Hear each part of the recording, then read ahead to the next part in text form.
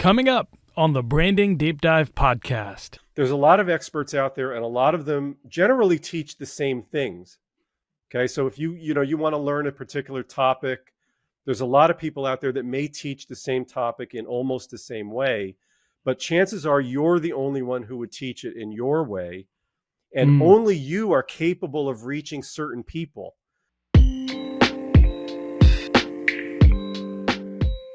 This is Ahmed Chima, and welcome to the Branding Deep Dive podcast. If you're new here, this is a podcast where we have in-depth discussions with founders, marketers, and brand strategists about how to build a brand that people love. Today, we're talking to Rocky Buckley. Rocky works with experts, thought leaders, and influencers to shape their personal brand and package and monetize their expertise at a high price point.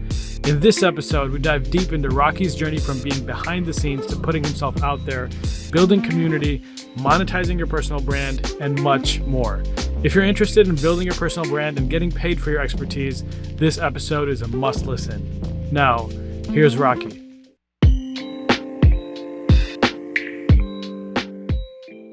For the audience that may not be familiar with who you are and what you do, can you give them a brief introduction? Sure. I would just say, I'm Rocky Buckley. I'm an entrepreneur, consultant, coach, do a bunch of things, course creator.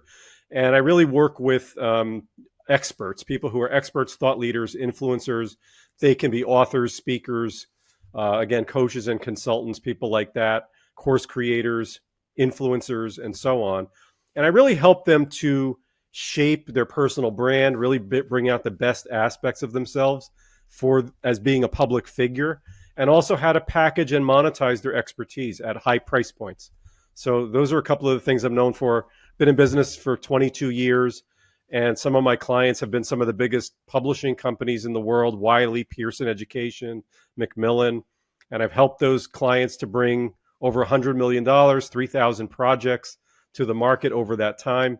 So I've been around a long time. I've been around the internet marketing world for a long time, and a lot of it just really has revolved around helping authors and experts in a lot of different countries bring out their material into the world. And now I'm doing it from the front of the camera for the first time. And over the last couple of years, really begun to become a bit of a public figure myself after 20 years of not doing it. So that's kind of why I'm actually being seen now on camera and being interviewed places. You mentioned you worked with, a number of companies. You've actually done the work, right? And you've been in business, doing work for over 20 years. What we see in the internet marketing space, and one of the things that holds me back from this space in particular, like course creation, stuff like that, and I'm sure you've encountered this as well, is like there's a lot of what we would call like fake gurus out there, right? Like people that are they don't have the 20 years of experience, but then they claim that they can turn your business around, they'll change your life and all that stuff. And so what I want to start with is like for someone that does have the experience, but is afraid of that perception, like how do you, what's your advice for people like that? You mean people that have expertise and they are trying to, they're afraid to kind of put their face out there? Exactly. Yeah. Oh yeah. No, I can totally understand why that would be the case. First of all, a lot of people suffer from imposter syndrome themselves, right? So they feel like, who am I to put myself out there, and so on. So a lot of people just start from that point of view. Even if there weren't all of the fake gurus out there, it would still be a challenge for a lot of people to say, hey, I'm going to really put myself out publicly and claim that I can help people at a certain level, promote myself. And a lot of people hold themselves back from that. But when you compound that with the fact that there's all of this fake stuff out there, now you're getting into imposter syndrome, plus I don't want to tarnish my own reputation and appear sleazy, that kind of thing. So there's a lot of, reasons why I think people would in fact hold back. And in fact, it held me back for a long time. I was a guy behind the scenes. It's taken me a while to even build up a basic online following and a presence and a community. I had to start from scratch because I was completely offline. I mean, nobody knew who I was really. And the big thing that made me decide to make that leap was the level of impact that I wanted to make. I was Mm. somebody who grew up as kind of a gifted kid. I was a gifted, talented kid. I skipped a grade. I was somebody who always had this big potential thrust on me from the time I was a little kid. And even though I became successful in business, later on in life, I realized that I wasn't hitting my own potential. I realized there was a lot more that I was capable of from across the board, make a lot more money, make a lot more influence and impact on people, have a better lifestyle, all this kind of stuff. I realized that I was really capable of creating a lot bigger lifestyle, bigger, better lifestyle, a lot more impact, especially. And I started to say, you know what, if I'm ever going to really fulfill my potential and become the person I think I was created to be, I've got to play bigger and I've got to become somebody who is known. In order to really live the life I want to live and achieve the goals that I want to achieve in life, I have to be somebody who is somewhat well known. And that was a lot of soul searching to come up to that decision point. But once I did, I'm realizing like I'm able to touch lives at a level that I never would have otherwise. And it's really at the end of the day the impact that matters. You can make money in a lot of ways. You don't have to be a public figure to make money. You can do that in any number of ways. But if you want to make money in a way that also impacts others, makes a difference in the world, makes a difference in people's lives, typically you have to become known and be that kind of person that other people are drawn to and they want to listen to. And what you tell them, the advice you give them, the encouragement you give them, the perspective and the inspiration, all of those things really come out of who you are. And you've Mm. got to you've got to be willing to reveal who you are in order to make that happen. So I would encourage anybody who is in that sort of difficult decision point place to think about the impact and whether you could really make that impact any other way, you know. It's interesting you brought that up, Rocky. One of the things that I struggled with in this podcast is like when I started it, and I mentioned this to you before we started as well, is like, this is a personal project. It's just so I can grow. Right. And then as I started getting feedback and people were listening, they're like, oh man, this episode really helped me. Now my perspective has shifted and I'm thinking like, how many people, like, for example, this episode that we're recording right now, Rocky has something that he's going to share, or he has shared already, and we're only like 5 minutes in, that I benefit from. Now, how many people are missing out on that piece of information because I wasn't willing to put myself out there? Right. And so that's kind of the perspective shift that I've had recently. And I think it's interesting you brought it up, is that you're doing a disservice to your community by not putting yourself out there. Right. Like if you actually have the expertise and you're actually providing value, like by not taking that step, you're actually not benefiting the people that you could be benefiting. So I think it's important. And I think that distinction, like the way I think I was going to ask you, how do you differentiate between like a fake guru and someone that's legit? But I think how you kind of phrase that is how you do it. Like someone that is actually trying to serve is, you can tell, right? And so You hope on so. that Some note, guys are yeah, some people are really good actors. So, that's true.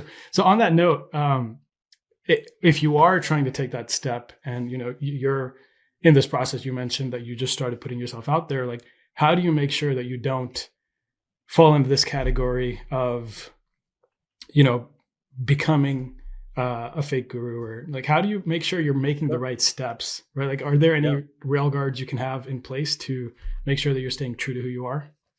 sure. Well, the first thing I would say is just to go back a little bit about the reason why to do it. There's a lot of experts out there, and a lot of them generally teach the same things.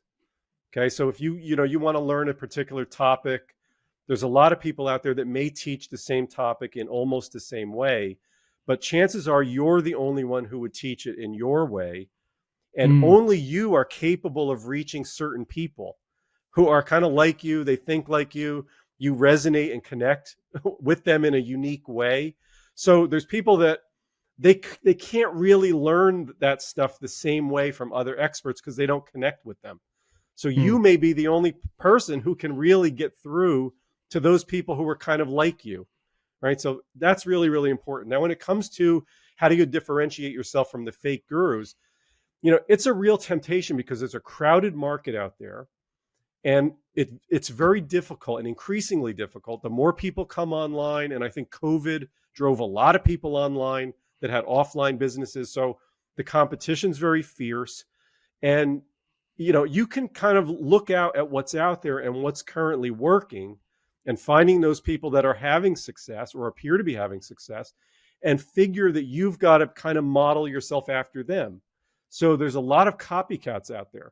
Once somebody breaks through and somebody's really having success and it's really working for them, all of a sudden there's an army of copycats out there that sound just like them, right? So, and that's a real temptation because building an audience and a following, it's a lot of work. It takes time, and everybody's looking for a shortcut.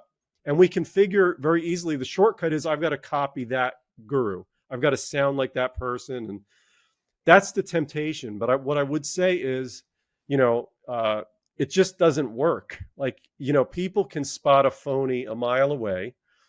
And, it just comes, you kind of can't fake the camera that much. After a certain point, people start to get onto you and, you really can't fake it. I think people now in this day and age of social media, when we talk about personal brands, especially, people want to know more and more about us, about our values, about our personal lives. And I think the more that occurs and people want to know more about that transparent aspect about our lives, we have to be more vulnerable. We have to be more authentic and share more of ourselves. And I think when we do that, we mitigate the risk of being a phony. Because if people start seeing like, wait a minute, you really don't own a Lamborghini. You're not really posing in front of a yacht, with chicks in bikinis or something, like that's not really real. I think the more people see into our lives, the more you kind of almost by default have to be authentic. Even if you didn't want to, at some point you're going to kind of have to be because people will sniff you out. So I think, just start out, be yourself, be authentic, and figure out those best aspects of yourself that bring the best version of yourself forward. And that's really the message that I've been focusing on for probably about the last 2 years or so, is there's a strategy that you can use to really look inward, bring out those best aspects of yourself in a very strategic way that can help you build a brand, position yourself properly, and really be able to build that great business around yourself. Because at the end of the day, the most valuable asset that you have in your business is you. You're, as a personal brand, if you're in that kind of a business, you're the business and you're the product. So it makes sense to just be able to look inward, do the inner work that brings out those best aspects of yourself. Rocky, that's a recurring theme that seems to keep coming up on the podcast in quite a few episodes, is that, like, if you follow the trends, you're not going to be successful in whatever you're trying to do. Whereas if you look inward and you share who you actually are and, really reflect on what it is that you want to do, that's the recipe for success. And it's counterintuitive because you see all these people getting success, you see all these likes and all these followers, and it's like, oh, I must need to do that. But the reality is, if you just look inward and do your own thing, that's gonna, in the long run, that's gonna be a better strategy.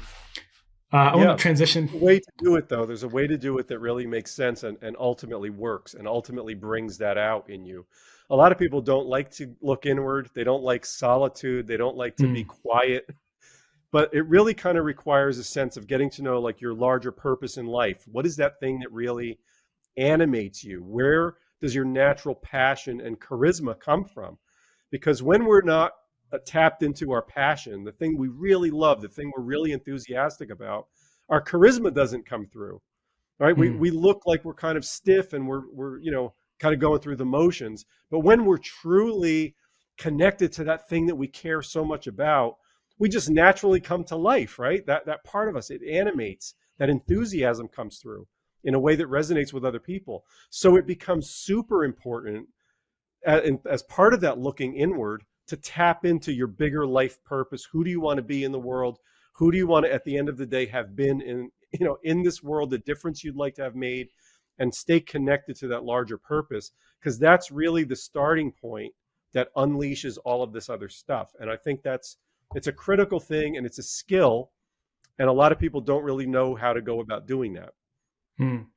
And Rocky, is that, I looked a little bit at your, Power Persona project, and then also I saw, is it Platinum Platinum Path Hmm. strategy. Yep. So like, is this kind of the stuff that you work with people on when they're trying to create their course and separate themselves and become an expert and get themselves out there? That's a piece of it. When it comes to, the persona, the public figure aspect of it. Yeah, there's a strategy that I use. It's like an inside out strategy. So we begin with the person, their level of purpose, their vision for their life, how their business fits into that vision, right? Who do you have to be to fulfill that role? And a lot of people in business, they just went into business to kind of be their own boss, make more money, but they've not really thought about it at a higher level, like who could I really become and so on. So it takes that big picture thinking, and then you work into like, okay, who do I have to become to fulfill that goal that I have? So how do I make shifts in my identity, in my beliefs and values? How do I understand the best aspects of my personality that I want to bring forth? How do I look at my life story and tap into some of those elements of my life story that allow me to connect with other people? Right? So how do I kind of take all this stuff and then start positioning that as a strategy? How do I take that and use it to cause me to stand out in a very crowded market? How do I create a positioning strategy and then execute a business strategy? How do I productize what I know? How do I monetize it, right? How do I build a business that I really want to last and leave a legacy, right? So it's kind of, I like to start inward and then build out. A lot of people start outward. They just start with the tactics, like, okay, how do I, run Facebook ads or something?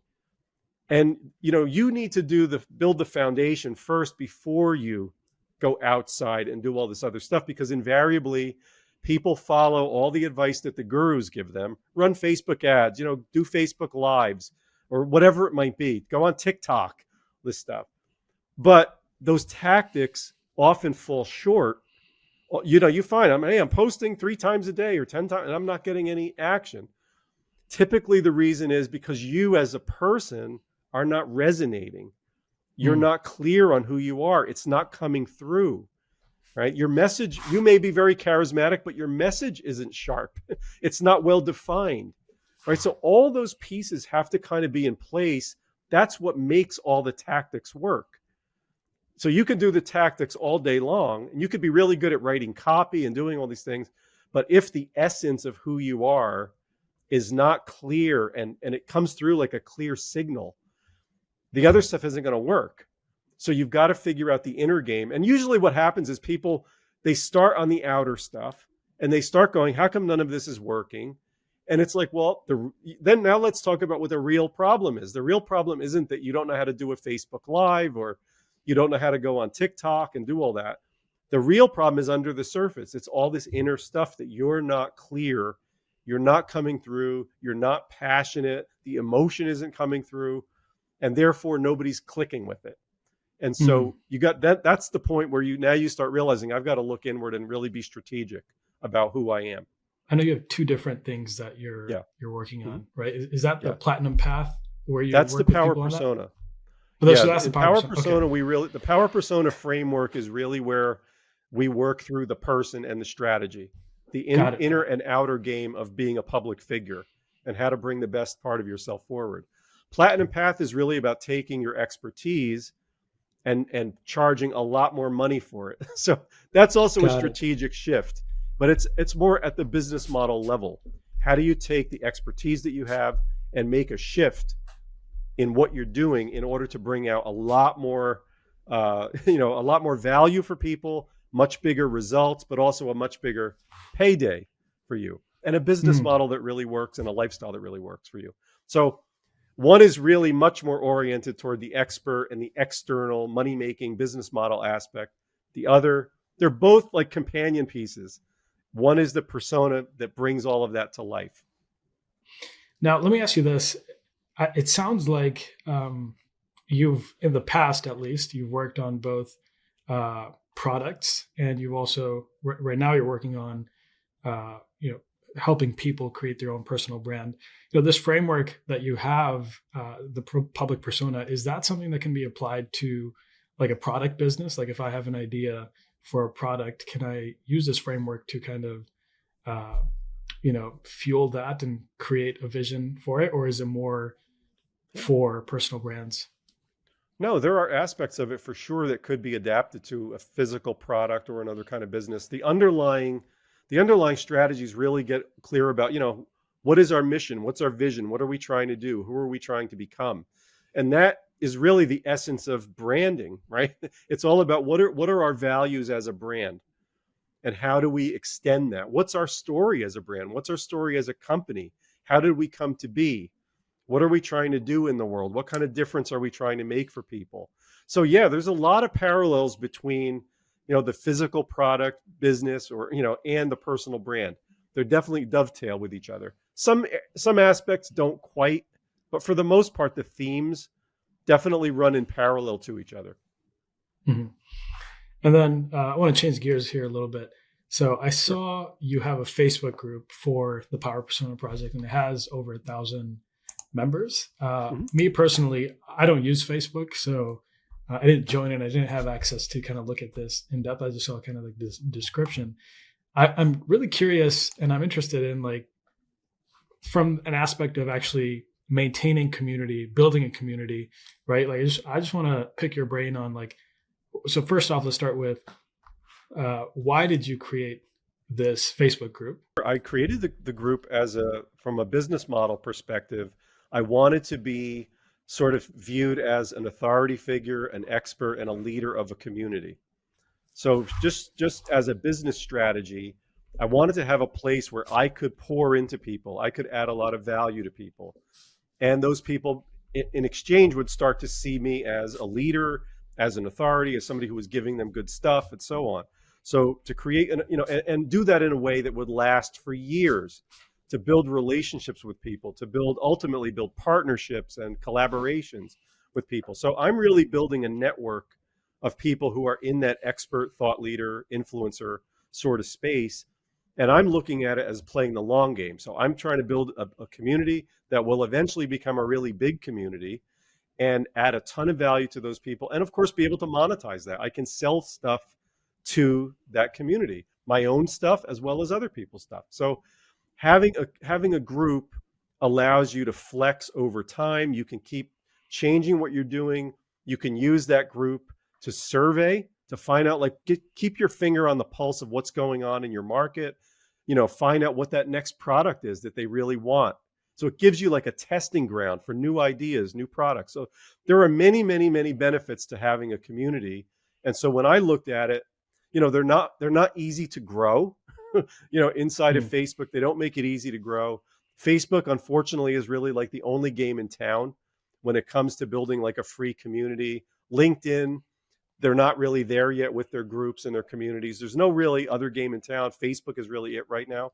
But that was kind of my decision. I wanted to be as somebody coming out from behind the scenes, as somebody who wasn't known. This was my opportunity to come out and actually get my face out there daily. I mean, I'm highly interactive with my community.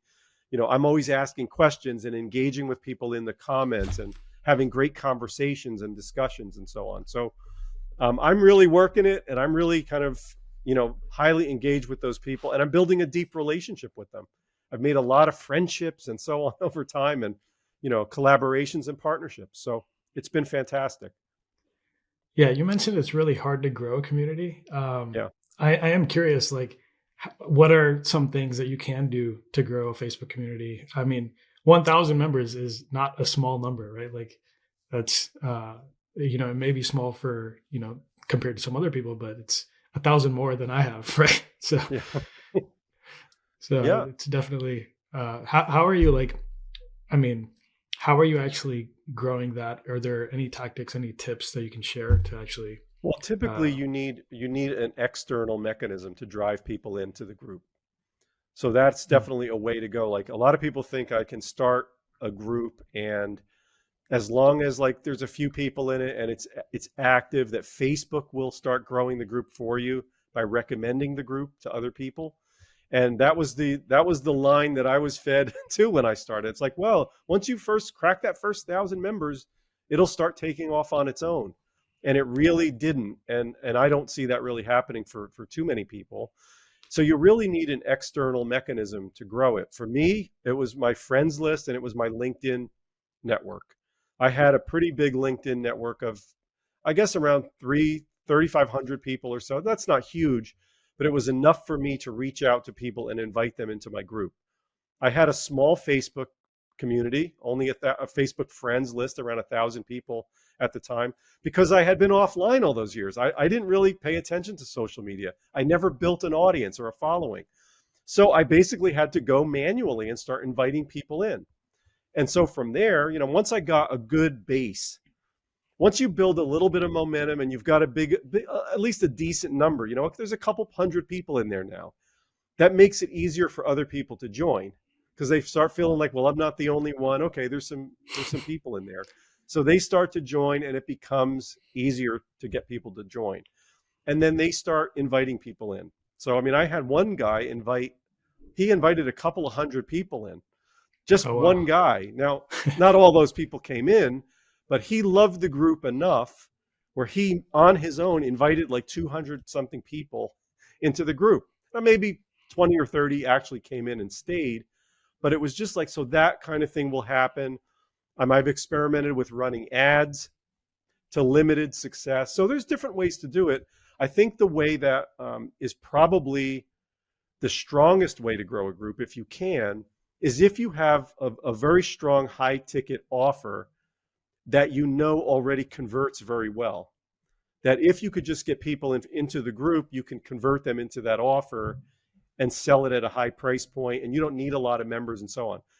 If you have a high ticket offer that converts really well, that's what enables you to then go and run ads. Because once you kind of have the metrics, when you know what a member is worth, then you know what you can spend to acquire a member. So that's the liberator ultimately, is having that proven clockwork offer that you really have dialed in. So that is a way to go. A lot of people do that. I don't love that, because essentially it treats your group as a funnel. So your group essentially becomes a sales funnel. And I think that's it works, but it's very short-sighted, because as soon as people come into the group, they don't buy the offer, they lose interest in the group. So yes, it will work as if you're just going to constantly churn people and turn them over. You could run your group like a funnel. I've chosen not to do that, because I'm really looking to play the long game. I want to keep people with me for a long time and grow with them and do a lot of things to monetize that community. That's just not about that one offer, So that's a long discussion, and we could definitely go into that, but that's what I've learned, at least. This is one thing, like one space where I definitely have thought about it, but I haven't done anything. So this is a free group, right? Right now? Yep, it's free. Yeah. And are you planning on keeping it that way? You said you have plans to monetize.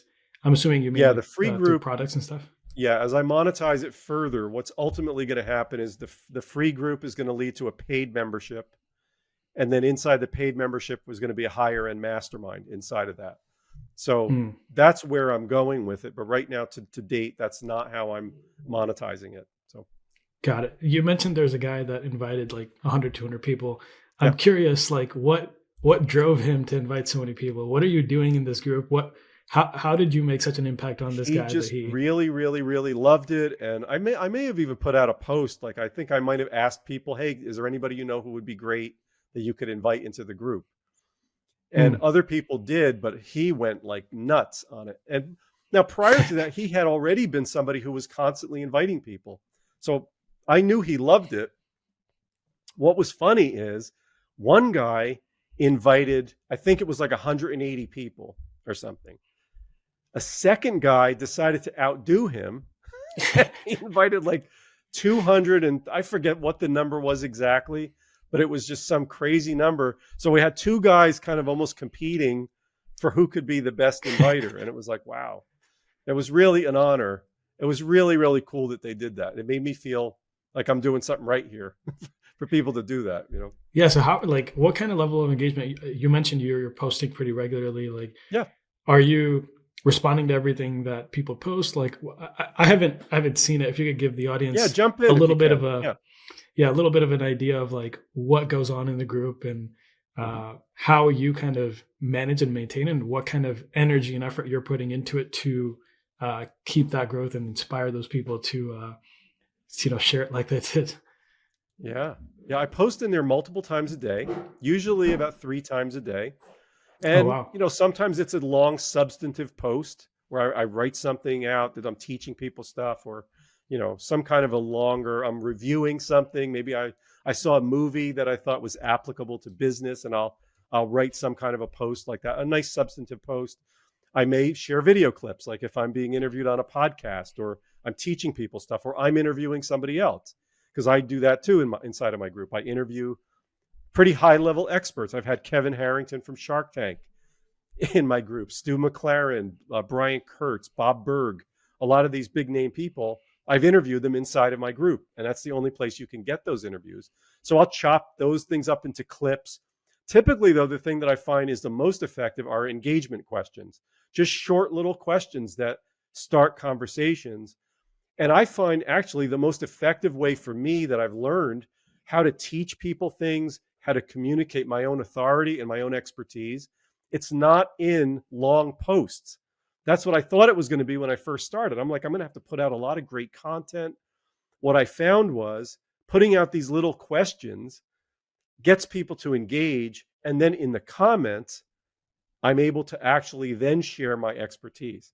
I'm able to Mm, teach people stuff, ask really incisive questions that raise, and I do a lot of my work in the comments as opposed to the post. And that's something I've learned along the way. mm, So that's what it looks like. And yeah, other people post inspirational stuff, or they'll post valuable content. So there's a lot of conversations going on. Statistically, I've looked at my engagement statistics in the group, and they're off the charts as far as, the kind of groups that are out there. My group is super engaged. So it's very cool. But I work at it, it's not yeah. easy. No, I think that's a really interesting point that you brought up, that, you know, using a question and getting people involved is actually can be number one. I think it's also easier, right? In the long run, you don't have to It do is. a long, and it's also easier for the person engaging too, right? They don't have to read, Yep. Yeah. giant paragraphs, and Yeah. like sometimes you see a long post, you're like, all right, screw it, I'm not even going to read this, I know. right? I get a So a little little, bummed though. Like I wanted to share good stuff. Like I want to break out the deep stuff, and I'm like, is anybody reading? Like, you'd mm, post this nice long thing, and it's like you get a few likes, maybe one comment, and it's like put in a lot of work for that. And if I posted this little, thing, are you an introvert or an extrovert? I got 200 comments. And it's like, okay, this is how we're going to play, right? Okay, well, that's how I'll play. So it's an interesting dynamic. yeah, that's a really good perspective shift on like what to actually do to engage your Yeah. audience. I guess one thing, like, it sounds like um, this group is essentially like a Rocky hub, right? Like if you Yeah. want Rocky, this Mhm. is where you go, right? Like, do you Yeah. have like a website also that has like all this stuff, or is it just solely everything you do is focused on this group? Yeah. Right now, I Do, mean, that's my primary focus. Yeah. I have ways to get people into other got it. stuff, So but like, it's in terms of the group itself. Yeah.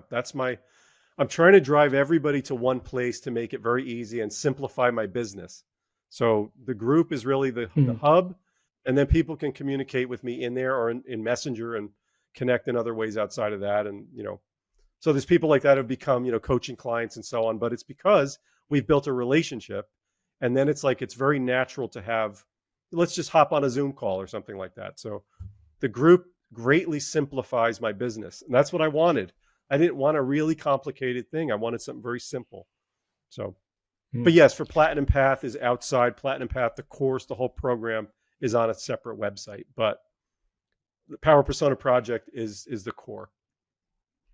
Yeah, I think it's interesting. I think like in the past, or you have like one model where you're building a blog and you have everything, uh, and that model was essentially more like what you were talking about, like those long form posts. You create a bunch of this stuff, and then the problem with that is like half the time, no one's ever going to stumble across it, right? Like unless Yeah. you're like some really cool person and you do a really good job with SEO and all that stuff. But with groups, this is a model where honestly, like the more you tell me about it, the more I'm thinking about like our podcast should have a group, and like I just think it's a really great idea. I just don't think we'd have enough members to actually convince people to actually join. So that's kind of what I'm worried about. But yeah, I think. Yeah, well, there's a strategy for how to do that. The group can be just a part of a. In fact, one of my good friends, there's an interview with him inside of my group, Mark Mawhinney from the Coaching Jungle, which is it's a Facebook group that I've kind of looked at over the years and emulated some things about it. But I think Mark's got about 22,000 members now in that group.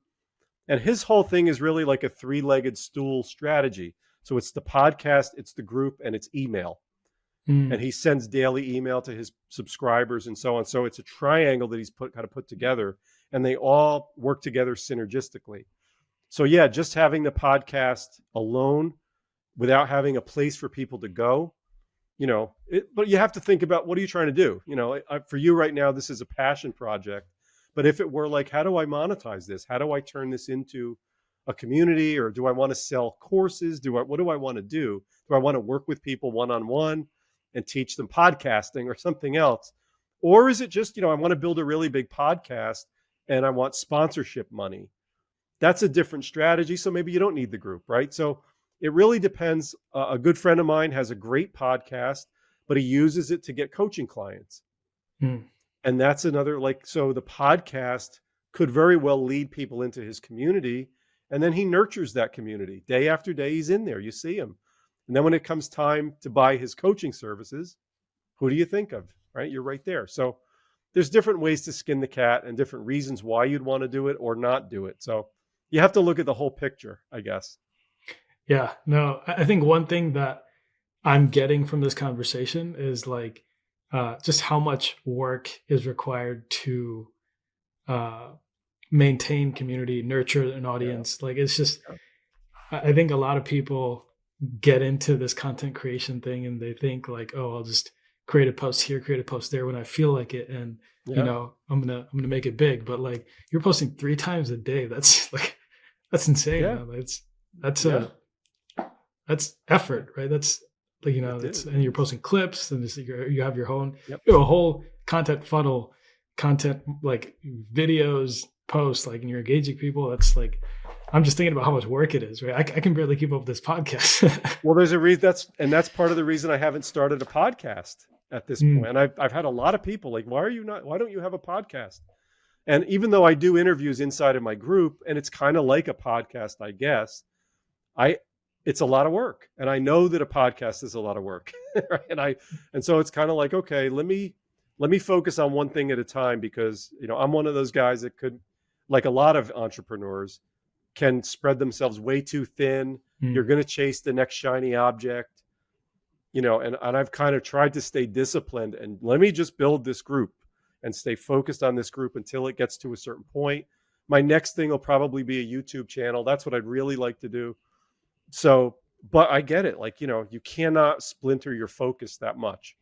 Otherwise, problems await you. Rocky, thank you so much for coming on the show. It's been a pleasure. I've learned a lot. You got me excited about building an online community, figuring that out. Where can the audience find you, find this group? Is it open to the public? Can anyone join? Yep, it is. Yeah. Oh yeah. Where can they find the group? Where can they find you? How can they connect with you? Sure. Just go to powerpersonaproject.com. And that will take you right to the free Facebook community. And you can just join right there. It's free. And you'll get direct access to me every single day and get to know me a little bit. If you liked what you saw here and some of the things I said, stuck out to you or made sense or made a difference or made you think differently, and you're kind of interested in this bald guy here, go to powerpersonaproject.com and jump in the group. And that can be the start of really getting to know one another. So I'd welcome everybody to come in. Awesome. Thanks again, Rocky.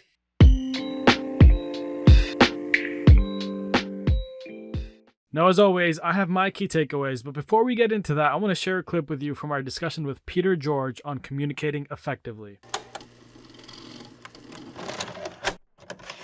When you don't know how to communicate, when you know your product, but you don't know how to communicate it well in a way that it makes a difference to people, then you're really just showing up and throwing up. You're taking information you know and just vomiting on people and hoping that some of it sticks. Well, I've learned in life that most people don't like to be vomited on. So try not to do that. But the Japanese have a word, one word. When you know the words that you want to say and you have the guts to get up in front of people, the Japanese have a word for that. Do you know what it is? No. Karaoke. Oh. Think about it. You got the guts to get up in front of the crowd and you know the words you want to sing. That's karaoke. How many of us do that well? Unless your audience has had 3 beers and a shot, you're not that good. And it's the same thing when we're speaking. Just to have the guts to get up in front, which is not a big deal after a while, and then to know what you want to say, that's all you need? Nope. You have to be able to sing it. You have to be able to get, anybody can be a singer. It takes a great deal of work to become a rock star.